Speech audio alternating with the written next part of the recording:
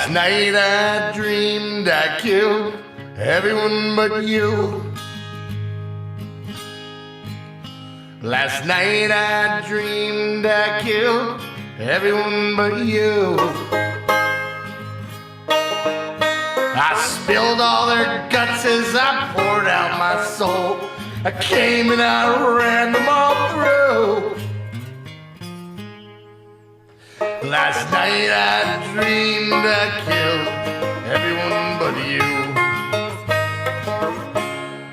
Last night I dreamed I killed everyone but you.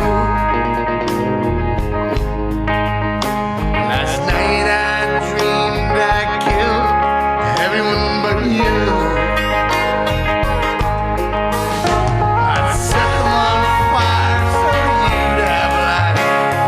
Now all I see is you. Last night I dreamed I killed everyone but you.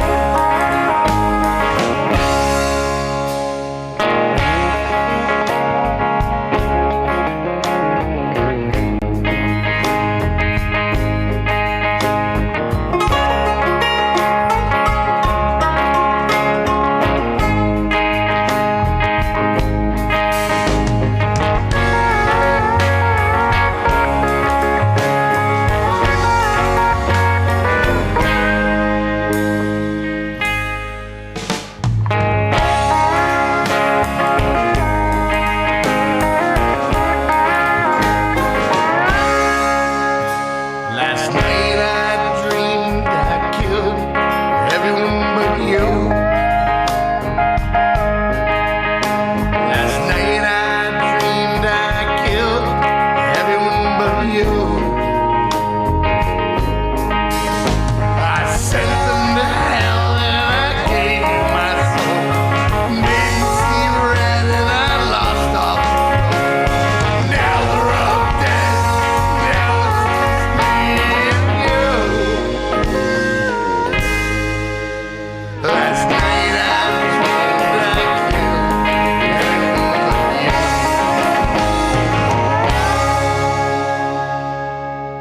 you. The gentleman you just heard, and I actually played that track yesterday too and got some very positive comments on it. That is Scrimmy the Dirtbag, who is sitting over there at the news desk. How are you, sir?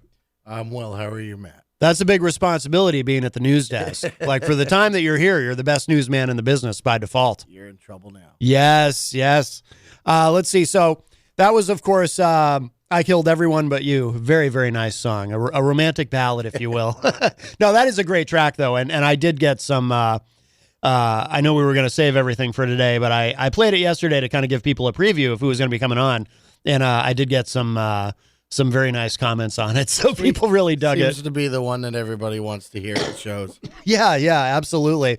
And that, of course, is from, actually, I'll hold it up for people watching online so you can see it. Scrimmy the Dirtbag and the Cocaine Zebras. And the name of the album is Spare Parts. And when is this coming out? November 22nd. November 22nd. Now, is this a world radio premiere? We like the world premieres here. I guess so, yeah. Yes. Excellent. And before that, too, to open the show, we played something from your band Razorburn City. Yes. A track called Snowstorm in Reno, which I really like. That's a great opener. I like it a lot. So I listened to that just today, and I was like, I got to open the show with that. That's a good high energy way to start. So it's wonderful to have you here. You and I have known each other for almost 2 decades now. Yep. It's like, where does the time go? And I always, I don't know if I've ever told you this, but, most people I know, I can kind of figure, okay, I've known that person for 5 or 6 years or something like that. Okay, I've known that person for maybe 10 or 12, somewhere around there. But you're the only person I can think of offhand who I can always figure out exactly how long I've known you. Do you have any idea why? I feel like, we worked together a long time ago.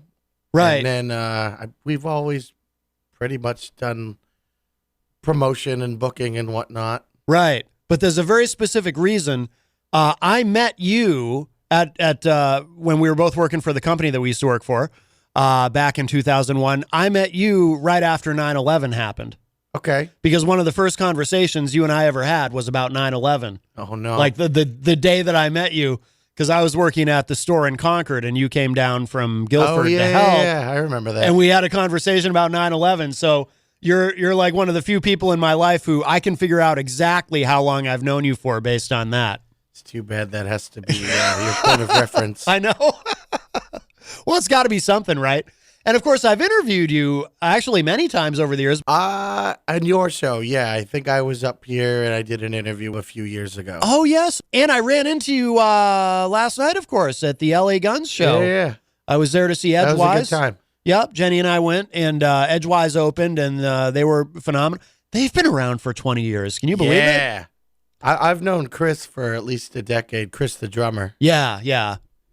Chris, who I've had Hayakuna. had an on and off again recording project with him right since we met. So yeah, I think when those guys were in here, was it last week or Probably the week last before? Yeah, it must have been last week. That's right, it was. Yeah, he had mentioned that you and he were doing something together. So you've been in, how many bands have you been in? Do you even keep track? I don't know how it counts.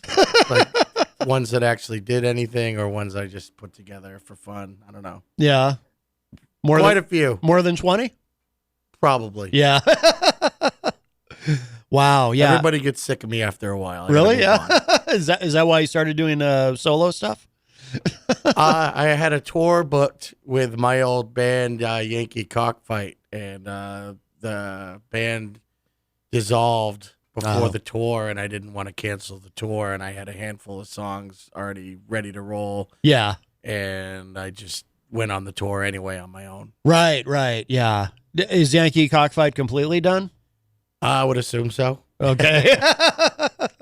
No, you guys had a tumultuous relationship, but It is what it is. It is what it is. Yeah. But and you, what do you play? Because you're one of those people I'm always jealous of who plays multiple instruments. I mean, on the Cocaine Zebra stuff, I just play rhythm guitar and sing. I do both poorly. So I have a really great band that fixes all of that. Okay, so I have to, well, let me say this. When I listened to I Killed Everyone But You, I was actually very impressed with, because usually your vocals, they're kind of rough and whatnot, and that suits the style of what you're doing, but you sing pretty well on that. Like, you actually do have a nice voice. I've come a long way. Yeah, no, you have. Because I listened to that and I was like, he actually sounds nice. You know what I mean? Like you can definitely sing. Thanks. A lot of the projects I have my moments. Oh yeah. A lot of the projects that I've seen you in over the years, you've done backing vocals and maybe a little bit of lead, but no, I listened to that song. I was like, geez, he sounds really good on that. Thanks. Did you do anything to get to that point, or was it just a matter of, because obviously with the solo material, you've been singing lead. I became the singer of my band by default, so over the past couple of years, I've had to just kind of figure it out. Yeah. Well, it worked. So, well done. And now, why is this Scrimmy the Dirtbag and the Cocaine Zebras? Who are the Cocaine Zebras? The Cocaine Zebras is a thing. It's Eric Ober, Kevin Landry, and Leviathan. But the deal is I've been changing the name of the band pretty much per show for the past 4 years. Yeah. And it became a joke. And then we decided that this was the main version of the band, and we decided to pick a name. Yeah. So when the Cocaine Zebras play, it's a very different show than most of the other versions. Right, yeah. Leviathan. It's a pretty tight unit. Leviathan, he's in multiple bands too, isn't he? Yeah. He plays in the Night Blinders, and he plays with me now. Does he play in Donaher too? Not anymore. Oh, but he did. He did. Okay, good. All right, I wasn't imagining that. Yeah, and Eric Olber, he's done a bunch of stuff machine too, right? Yeah. He plays with Oddfellows Way, and I believe he plays with Brooks Young, and he plays with Dusty Gray. Yeah. And he was in the Grebes for a while, and I met him when he was playing in Rippin' E-Breaks. And, oh, yeah. Oh, wow. Yeah. Yeah, he's great. He's been in a lot of bands. He's the guy you want to have around. Yeah, yeah. Brett Higgins is asking, so were the songs around a while, or did you write them specifically for the new record? The song we just played, the I Killed Everyone, was actually, it's been around for a couple of years. We put it out on a split EP as a demo about a year and a half ago, and we re-recorded it for this. There's a song called Flesh by the Pound. That's a great song, That's too. exclusive to this record, but it's been kicking around for about 3 years, and I never finished it until this. Oh. Break the Moon is new to this album. There's a song on it called Last Apology that's brand new that nobody's heard yet. There's a cover song on there that I can't say on the air, but it has some guest vocals from Doug from Scissor Fight and my homie Nick Barbarian and John Fadden from Onera and Ichabod. And then the first song is just more of like a instrumental collaboration between everybody in the band. Oh, okay. Jenny is here as well. Hello. Hello, hello. Hello. She was. We were at the show You were there last night. night too. Yeah. Yes, You're wearing indeed. the shirt I gave you. I am. And I took your advice and Cut it up. cut it up. I was gonna wear mine, but then I wore the other Edgewise shirt yesterday. I didn't want to wear an Edgewise shirt 2 days in a row. Why? But I'll probably wear it tomorrow. Why not? Well, because that'd be weird. Because why? Because people wouldn't necessarily know that it was a different shirt, so they think I just wear the same clothes every day. Well, I mean, you should, Um, truth comes out eventually, you know. right. Saying. Yeah, I was laughing when I read the title of the last song on here. Wait, I have to see that now. You have to show me that. Well, you can. I don't know if you can see it from there. No. But, Jerk. You're a jerk. but what Let me show you. Hold it up a mile away. with Razorburn City? Are you guys playing out as a band at all? Or? Yeah, no, we've been a band for 2 years so far, but we've only been active since like last January. Oh, okay. So, Yeah. but it's I grabbed a couple of friends from different bands that I thought would all mesh together well as personalities and like skill levels, and Yeah. wanted to do something heavier again and wanted to get back into playing bass again. And Yeah. Yeah. so I got Lee Little, the old singer from American Burn. He's a really good friend of mine. And Brian McCarthy from Thunderhawk on guitar, and Charlie Farr from Halo and the Harlots on drums. And yeah, it's pretty awesome. Yeah. Yeah. Is Thunder Rock still around? Not they're still a band. They're just not active right now. I wondered about them because I played when you mentioned them. I've played their. They do a cover of War Pigs. Yeah. That I've played on Great. the show. That's really. They were good. going to do a cover of Fleetwood Mac's The Chain. Oh, really? Was Yeah. what I heard. Oh, wow. But they ended up doing War Pigs. Oh, okay. All right. Yeah. So now, are you the other projects that you've been associated with? You know, going back like Mantra. Is Mantra doing anything now? Or We haven't played a show, I'm going to say, in a year and a half. yeah. So Mike's been doing his solo thing. I'm not really sure what John's up to. And Yeah. Sean's just busy being the family man. Right. And then what's It'd be awesome if we could play. Oh yeah, no. As you know, I love Mantra. Those are great songs, and you know the chemistry of you guys on stage is remarkable. And then of course, and what about I'm blanking on the name now. The band with gravy, Meat Saw. Meat Saw. Yes, is Meat Saw doing The anything? band with the gravy? Yes, no. The lead singer's name is Gravy. What? You've never known anyone named Gravy? Why is it that everything in your world is associated with a food item? That's how it should be. Oy vey. Yes. As if it's this point, that band's kind of disbanded. Yeah. So Yeah. we played, I'm going to assume, our last show over in June. Oh, okay. So so this year, relatively recently, or this year. Wow. Okay. It was our 15-year anniversary. Wow. Yeah. No kidding. Yep. Jeez, that's amazing. Where do you record? So on this record, for the Cocaine Zebras record, we did almost all of it at Wrongtown Studio in Concord. Eric Ober recorded it and produced it, and then Ryan Jackson from Cactus Attack recorded the Last Apology song, and then Eric Sauter at Blackheart Sound mastered it. Okay. Yeah. Okay. Now, what about Razorburn City? Do you record that there too? We recorded that at James Moody from Thunderhawk's house. The drummer no from kidding. Thunderhawk. He's got a studio in his house. It's real nice, and he was cool enough to hook it up for us. So Outstanding. yeah. Well, we can. Why don't we play another track from your new album?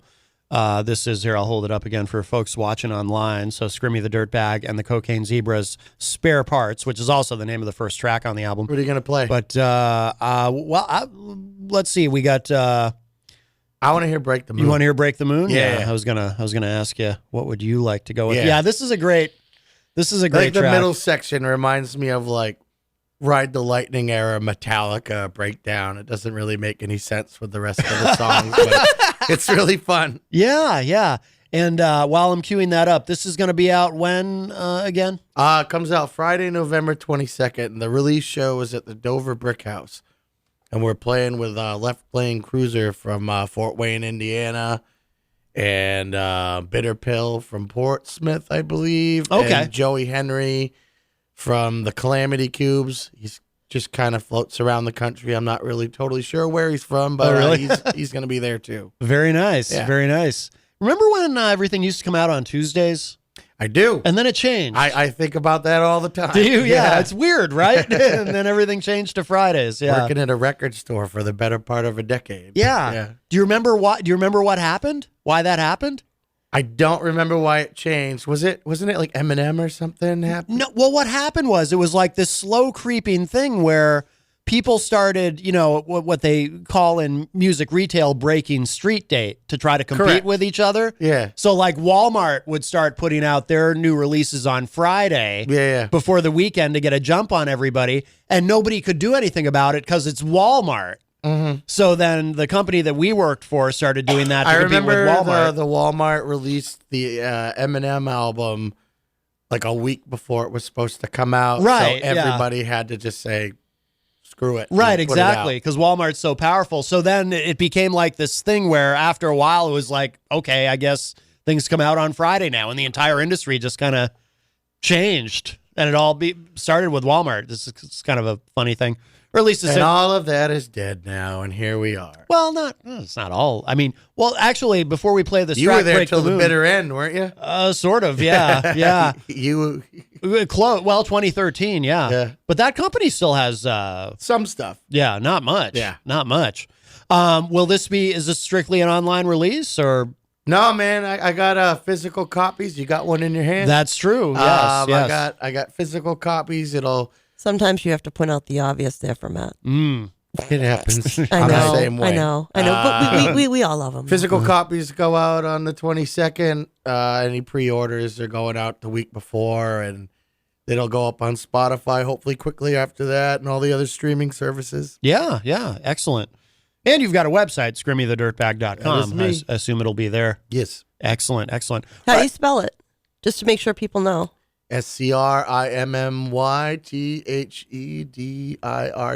SCRIMMYTHEDIRTBAG.com.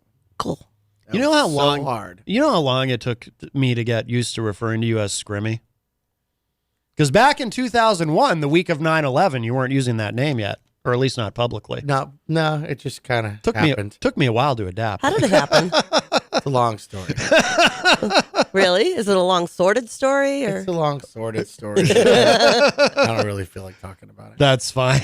All right, let's give this a listen. This is Break You can the look Moon. it up on Urban Dictionary as well. Oh, well, that's nice. That's a good clue. I'm so good at write that down, man. I don't want to forget it. Right.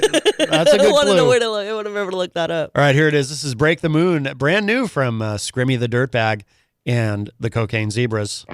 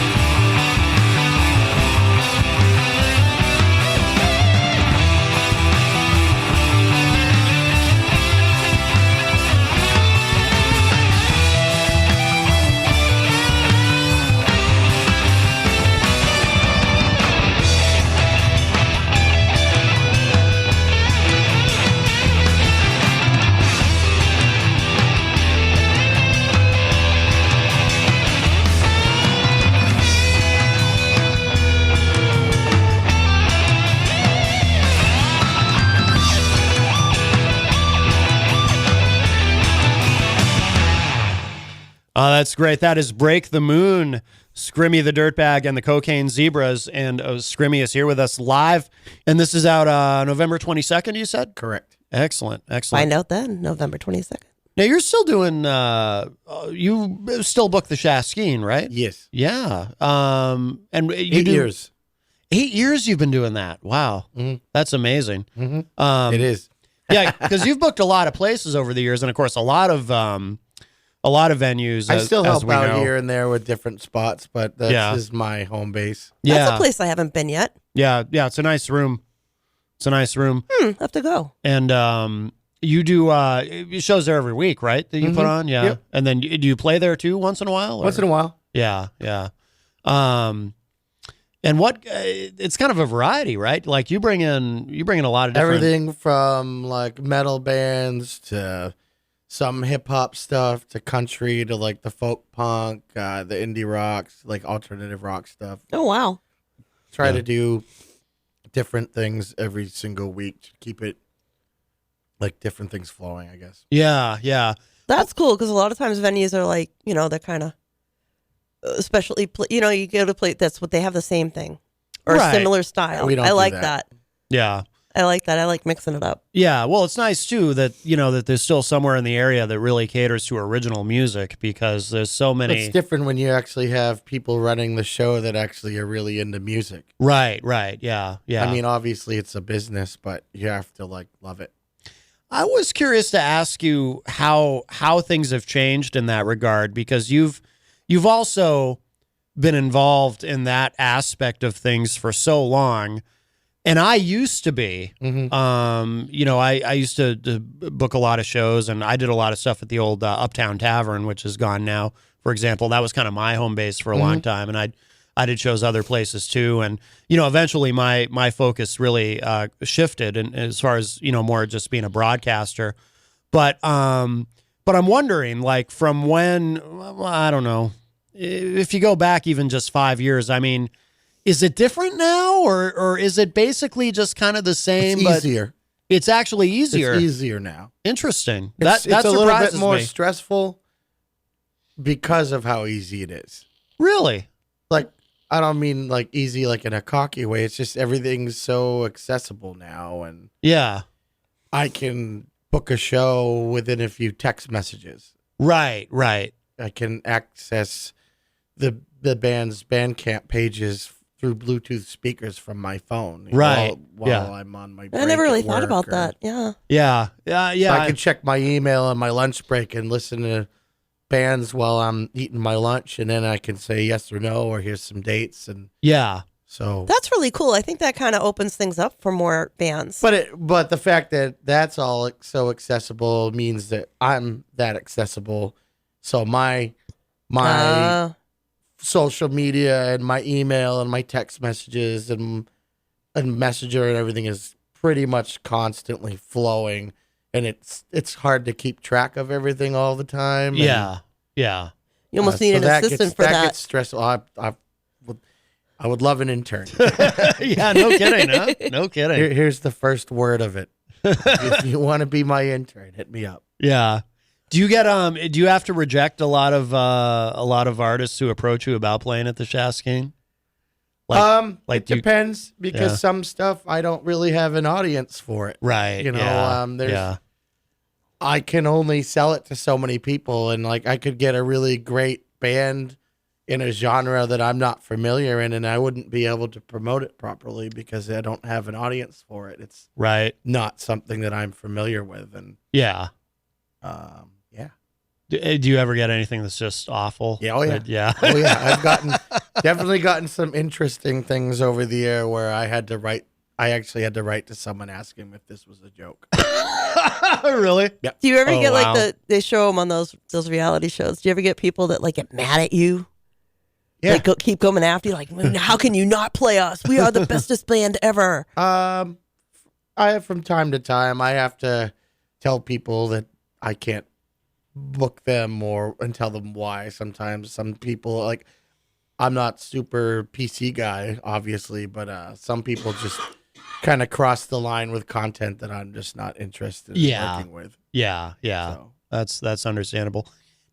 Now something I hear from people is that one way it's maybe this is a myth. Is it more difficult to get people out to shows though now because of technology? Because some people would rather just, now you're competing with It's hit or miss. Netflix and It's hit or miss. Yeah.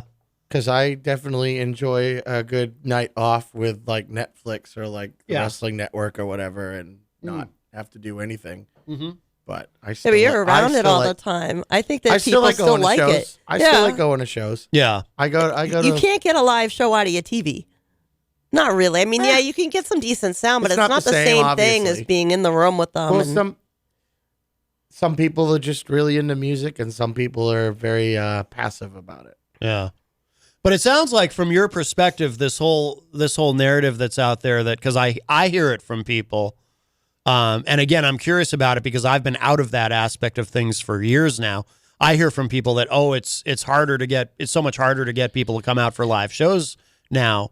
But it sounds like with Sometimes the venue has a lot to do with it, or Yeah. like a promoter, or like you don't want to go see a certain band because they're a dink. Right. It doesn't work for everybody, I guess. But you're still having a lot of success with it at the Shaskeen. It sounds Yeah. like you're still We got a good thing going on over there. Yeah, that's great. Josh James gives me the liberties to get away with a lot of things, and he gives me the go to book some pretty cool stuff. Yeah. So, See, I've heard about them a number of times, and I've seen a number of shows that I've been like, oh, that would be cool. That would be cool. well, Now there I you really are, want to not go. going out to them. Now and I want to staying go. home on Netflix.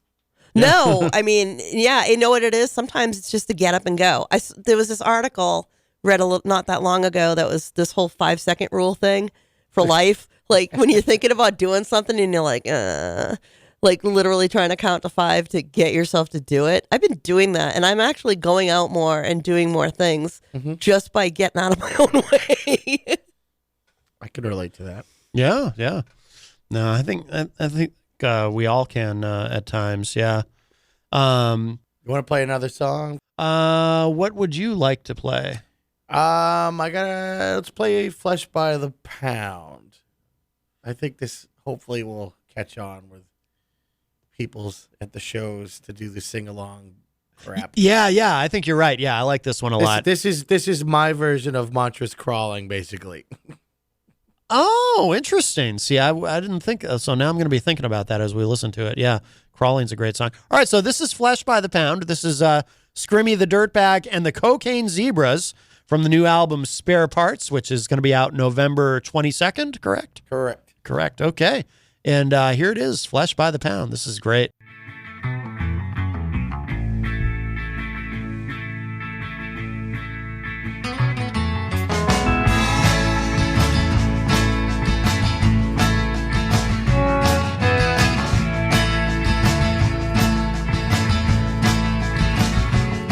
I won't fail. I won't die. I won't be the future that you had in your eyes. I won't bend. I won't break. I won't be the path that you chose me to take. Do you see the difference? Do you now?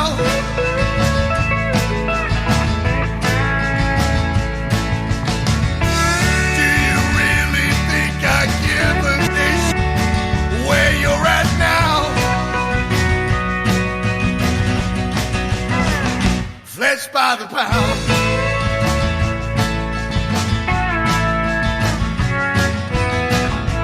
I won't give. I won't budge. Will I be the man you want? You be the judge. I won't sow. I won't reap. Will I be the company you choose to keep? Do you see the difference? Do you now?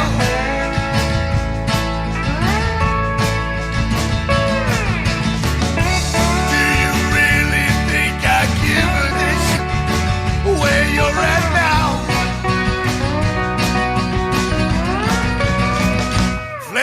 the pound. Flesh by the pound. Flesh by the pound. Flesh by the pound.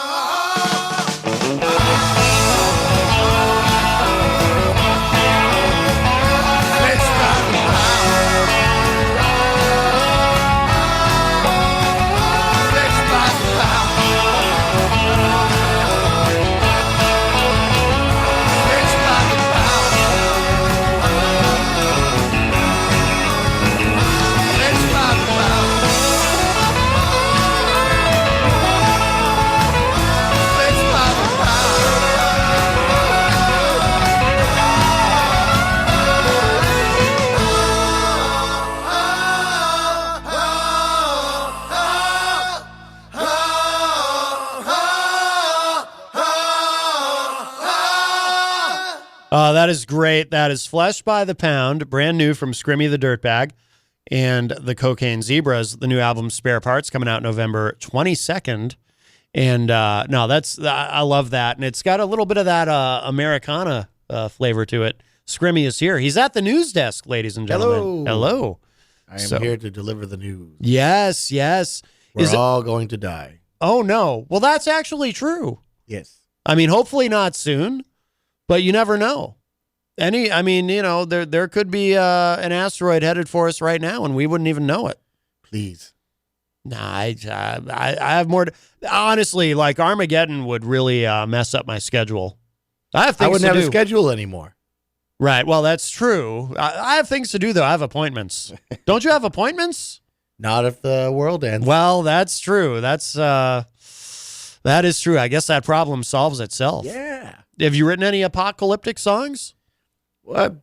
So the I Killed Everyone But You song. Yeah. I had a dream basically, and it was like almost like a zombie apocalypse dream. Yeah. And basically the song's about protecting the one you love and killing everybody around you. Oh, okay. So. Oh, interesting.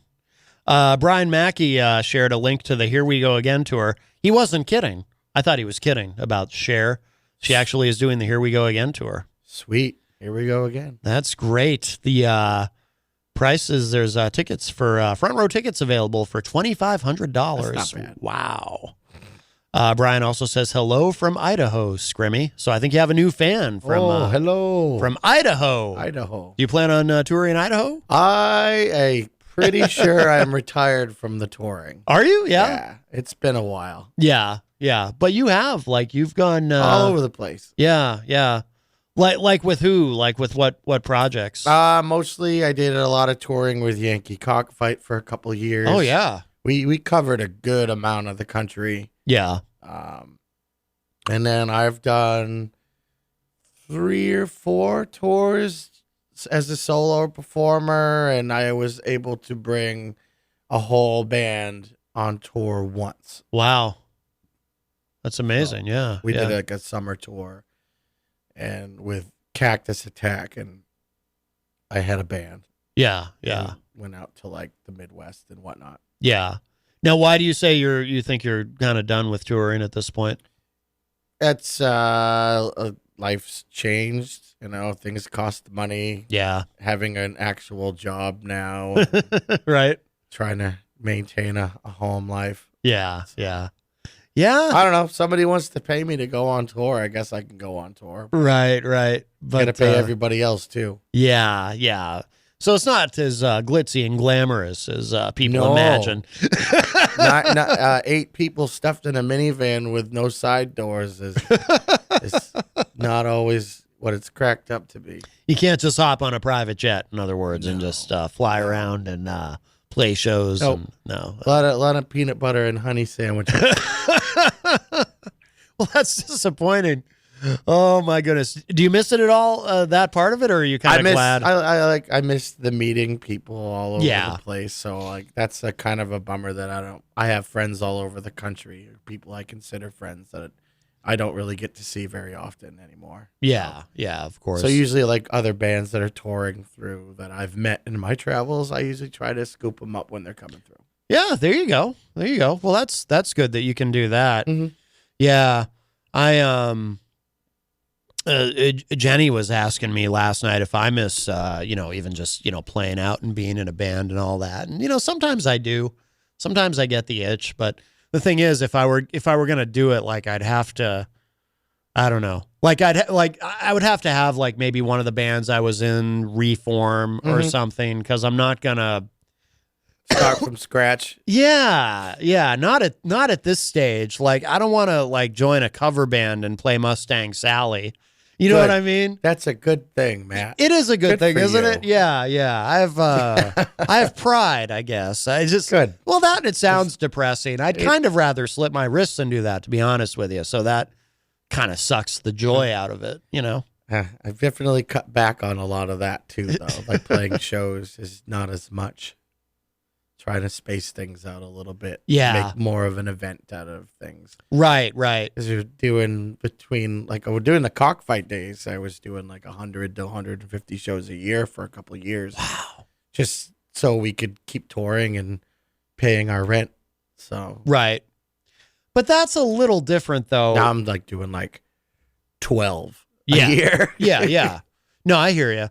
But it's a little different, though, when you're actually making money and you're touring around to different markets and playing, and you're doing a lot of shows. I mean, that's great, really. But when because I've been in bands where, and I saw a lot of other bands doing it too, and I'm sure some still do.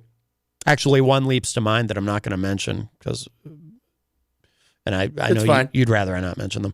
But no, but there's bands that I was in where we would be playing like every weekend in Manchester somewhere. Yeah. No, you know what I mean? was doing the same circuit as you. I was back when I was doing the Losers Fight It thing. Like, oh yeah, another band you were in that which I really liked. I forgot about them. I love that band. Yeah. What happened to them? And anything? Or No. is that done? Yeah. Oh yeah. It's Yeah, been yeah. done for a decade. Yeah. Wow. Our singer moved to New Zealand, and our drummer got married and moved to Oregon, and then our bass player moved to New York. Wow. Okay. So yeah. So everybody, so they all left me behind. They all left you. Yeah. They all left you. But yeah, I remember that now. You guys were playing a lot. Mhm. Yeah. But it was kind of like it's a double-edged sword, because on the one hand, like from my perspective, like I was conscious of, playing the same places all the time. It's probably oversaturation. Yeah. But at the same time, it was like, but it was my favorite thing to do was to get out and play. So it's almost like, in some There really ways, wasn't any money in it. oh no, that's for sure. That's for sure. The money is actually in being in a cover band and playing Mustang Sally. Irony of ironies. Yeah.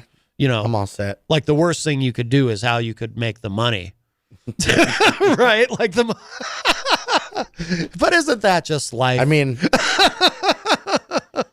I don't think I'm ever gonna get to that point. I don't think so. I can't. I don't. I can't imagine. I can't imagine. That I you write would. songs constantly, so Yeah. I don't really need to start a cover band. And if I'm not playing shows, I'm making or recording and Yeah. writing. And Well, that's the thing too, though. I mean, to your credit, you've built a career where you would never be at that point to begin with. You know what I mean? Because you've worked with so many people, and so many people, there's and some you've really great musicians around here. There are, and you've made so much great music with so many great people that I can't imagine you ever being in a position where that would be your only option. Would be to you'll always be able to create I hope new so. music with people. I think so. Yeah, I hope so. I think so. Whereas someone like me, like I said, if I were to step back into it now, I mean, who knows? You know what I mean? If it's not what you're into, don't do it. Yeah, If you want to do it, do it. Yeah. It's like If you want to do something bad enough, you'll figure out a way to make it happen. who was the band I can't believe that the name is escaping me now. Who's the band from around this area who, like 10 years ago, was playing like a million shows? And they would just play constantly. And no one was really going to see them. What's his name? Adam. Oh, I knew exactly where you were going. Mongrel. Mongrel, thank you. Yes. I can't believe I couldn't remember the name. That's how long it's been for me. I mean, that band probably got pretty burnt out after a long time because they were playing out constantly. Oh, yeah. That schedule was nuts. Yeah, I see Rev. He plays in the Evil Streaks, and they're great. I don't know them. The Evil Streaks? Yeah. I'll have to check them out. They're awesome. Yeah. Yeah, Rev was great. Hello to Bill Murphy in the Facebook live chat. Yeah, I think a lot of people got burnt out because that band was like... we went through a lot of band members. Oh, yeah. And Adam was the only constant. Mm-hmm. And Adam's a great guy. I'm not trying to say anything negative. Another big wrestling fan. Yes, yes. And I totally respect the work ethic. Mm-hmm. Totally. But my God. like, you know...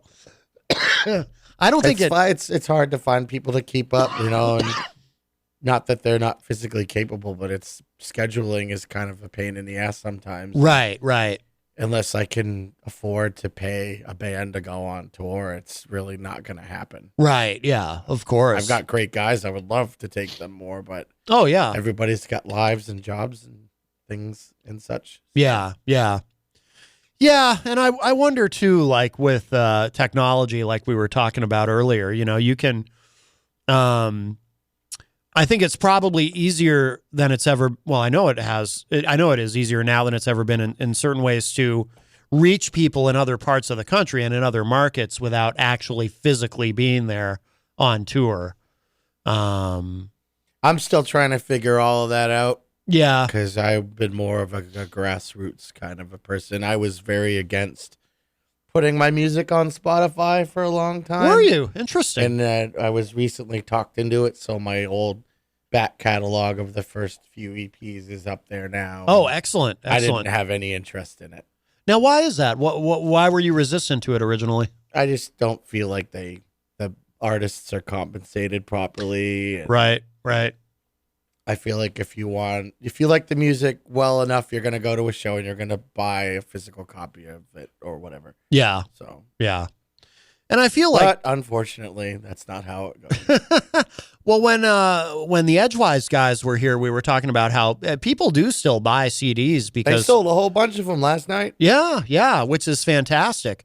So I don't think they'll ever really go away because people like to have, you know, if you're really into an artist, you know, you like to have the artwork and the liner notes and all that. People that like to collect music. I'm one of them. Right. I have a stupid music collection at home. I Do have you? a whole like walk-in closet in the house that's just like shelves of CDs still and boxes of them below it, and then bins and bins and bins of records in multiple rooms in the house. And Yeah. so Yeah. I like to collect physical music. Right, right. Well, it's funny how stuff doesn't go away that people think is going to go away too, like CDs and vinyl, which, you know, there's a misconception, as you know, that vinyl went away and then came back, when in reality it never really went away. I was always collecting it since I was a kid, and I've always been collecting it. Right, right. Even in like the 90s. I remember buying a copy of the first Wu-Tang album on vinyl, and I was psyched. Oh, wow. That's awesome. Yeah, because people don't realize that, too, you know, even in the 90s, you know, every major label release was backed by vinyl. Mm-hmm. They were still, they never stopped making it. Like the late 80s, early 90s. Yeah. I think Pearl Jam was like the last big band to really push the vinyl thing Right, for right. a while. And Yeah. kind of CDs for a while. Yeah. Now it's like a big thing. Yeah. Still can't afford to get my stuff on wax, but hopefully someday. But the thing that really blew my mind, this I never saw coming, and it was actually because of Bandcamp that I realized this was going on. Cassette tapes? I don't even want to talk about that. What the hell? Yeah. I know. The things that were like ruined on the floor of my car for years. Yeah. I would always have like a trash bag full of cassettes, and I would just grab one and like toss it. And Right. Right. If I didn't want it in my car anymore, I would just throw it away. Right. Well, what's funny about it to me is, so this was like maybe a decade ago, but when the last time that I was doing something with the Jinxed, I think, wasn't the last show you played with the Jinx was with Meat Saw, wasn't it? at Millie's? Millie's. Yes, Yeah. it was. Oh my God, yes. I think, what was it, Mistaken for the Gifted played? Yes. Wow, you have a better memory than me for that. I That's remember excellent, that yeah. show because I had to do a mantra show that afternoon, and I had to leave, like put my bass down, get in my car, and fly and drive as fast as I could to Manchester. And Yes. my band had to like set up my gear ahead of time, and I literally walked in the door and just walked on stage and picked up my guitar. And we went Right. in. Yeah. Totally. Yep. That was our last It show was in the raining Jinx. very hard that night. It was, yes. Oh, hello to Chris Rose in the Facebook live chat. But we had a joke for the longest time in the Jinxed that for our reunion I slash. actually ran into Jesse, your drummer. He was in. He was not in the Jinx. He was in. He was in My Life Crisis. That's what it was. Okay, My Life sorry, Crisis. my yeah. bad. That's okay. But we used to joke in the Jinx that we were going to release a single, Okay, and just to commemorate. But it was a joke. we used to. So when like Strawberries and everything was getting rid of all of that stuff, you Yeah. could get them all for like 50 cents. So we would buy them all Yeah. and then just take rubbing alcohol and rub off all the words on the tapes. Yeah. And then just like tape a song on one side and put another song on the other. No and just kidding. write in Sharpie like the name of our band or whatever and just give them out. Oh, I'll be damned. Yeah. That's brilliant. Yep. Oh wow, I didn't know you did that. That's Yep. very Did that smart. for a long time. Yeah. Oh wow, that's great. But yeah, Whatever happened to the singer of that old band you were in, My Life Crisis? I remember liking that guy a whole bunch. Matt? Oh yeah, Matt Bover. Yeah. I run into him once in a while on Facebook, but he has a kid now. He started a family, and I don't think he's doing anything in music. I think once MLC ended, I think that was kind of it for him. Gotcha. Unfortunately, because he's very talented. Yeah, I thought he was great. I'd love to see him do something else. Oh, hello to Rhonda Favero in the Facebook live chat. Busy show in there. That's great. No, it's just so weird because we used to joke about releasing a single, and then a few years ago I'm on Bandcamp, and I'm seeing these artists, new artists, and they've got cassettes, and I'm like, what? It's I mean, every generation kind of scoops up the trends from 20 years before. Yeah, I yeah. remember as a teenager in like the 70s was kind of a thing, like Right. punk rock and like hippie crap. Yeah, So- yeah. But it's interesting how, like, to me, that's one of the interesting things about getting older is seeing how some things change and how some things don't. And the things that sometimes the things that people think will be here forever end up changing. And sometimes the things that people think are going to go away never quite go away. Like, You know what never goes away? What's that? The Johnny Earthquake Band. Ooh, good segue. Yeah. You want to play that? Do you need to take off? We can. I'm probably gonna have to head out pretty quick. Yeah. I know you've got rehearsal tonight, so we'll end with that. But before you go, let's remind everybody, of course, and I'll hold it up for those watching online. The new release from Scrimmy the Dirtbag and the Cocaine Zebras. It's called Spare Parts, and we've been playing some stuff from that today. And of course, you also have your band Razor Burn City. I almost said Razor Blade City, Razor Burn City, which is phenomenal. I love that. Great stuff. You're always doing a lot. Hopefully. ScrimmyTheDirtbag.com. Yeah, no, you're one. I mean, talk about work ethic. You and what is Cliff Island Records? Is that you? That is me. That is you. Okay. Yeah. Why Cliff Island? I like it, but why? It's just Does it any particular meaning or? It's just a place that exists but doesn't. Gotcha. Cool. No, I like the logo and everything. But yeah, so this will be out November 22nd. So everybody make sure you look for that.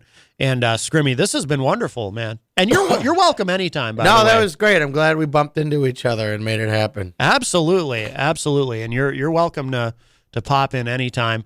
But so we'll end with this. This is from a previous release of yours. We can't say the name of the 3-song EP itself, But the song is called "The Reason I Can't Sleep," and this is a Johnny Earthquake cover. And who is Johnny Earthquake? For those who don't know, Johnny Earthquake is a New Hampshire punk rock legend. If you've ever seen the Pirate Man walking around for years and years and years, that's the guy.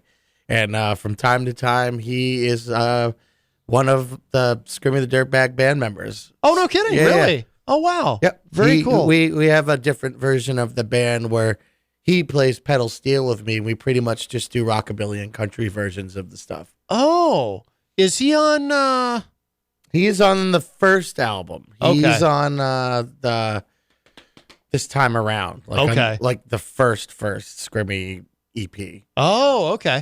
All right. Very cool. And now he plays shows with me from time to time. Very nice. Very nice. So yeah, I remember. I remember the first time I ever saw him. It was at Cafe Eclipse. Remember Cafe Eclipse? Yeah. That's going way back. Wow. Yeah. Oh boy, where does the time go? All right, so we'll wrap up with Scrimmy with this. The Reason I Can't Sleep at Night. This is my favorite Johnny Earthquake band song. Is it really? Yeah. Yeah. All right. And again, Scrimmy, thank you so much for being here, my friend. Thanks for having me. Check.